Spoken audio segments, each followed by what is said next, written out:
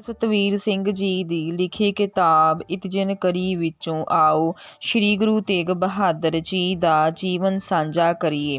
ਵਾਹਿਗੁਰੂ ਜੀ ਕਾ ਖਾਲਸਾ, ਵਾਹਿਗੁਰੂ ਜੀ ਕੀ ਫਤਿਹ।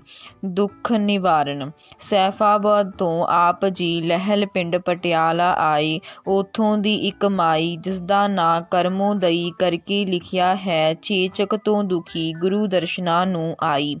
ਪਿੰਡ ਉੱਤੇ ਚੇਚਕ ਦਾ ਡਾਢਾ ਹਮਲਾ ਹੋਇਆ ਸੀ। ਮਹਾਰਾਜ ਨੇ ਬਖਸ਼ਿਸ਼ ਕੀਤੀ ਅਤੇ ਮਾਈ ਦਾ ਰੋਗ ਕੱਟਿਆ ਗਿਆ। ਉਸ ਚਰਨ ਧੂੜ ਲੈ ਛੱਪੜੀ ਵਿੱਚ ਇਸ਼ਨਾਨ ਕੀਤਾ। ਸਾਰੇ ਪਿੰਡ ਨੇ ਵੀ ਚਰਨ ਪਰਸੇ ਅਤੇ ਰੋਗਾਂ ਤੋਂ ਖਲਾਸੀ ਪਾਈ। ਉੱਥੇ ਹੀ ਪਿੱਛੋਂ ਗੁਰਦੁਆਰਾ ਦੁੱਖ ਨਿਵਾਰਨ ਬਣਿਆ। ਉੱਥੇ ਮੋਤੀ ਬਾਗ ਵਾਲੀ ਥਾਂ ਵੀ ਚਰਨ ਪਾਏ, ਜਿੱਥੇ ਉਹਨਾਂ ਦੀ ਯਾਦ ਵਿੱਚ ਮਹਾਰਾਜਾ ਕਰਮ ਸਿੰਘ ਨੇ ਗੁਰਦੁਆਰਾ ਦੁੱਖ ਨਿਵਾਰਨ ਬਣਵਾਇਆ। ਵਾਹਿਗੁਰੂ ਜੀ ਕਾ ਖਾਲਸਾ, ਵਾਹਿਗੁਰੂ ਜੀ ਕੀ ਫਤਿਹ।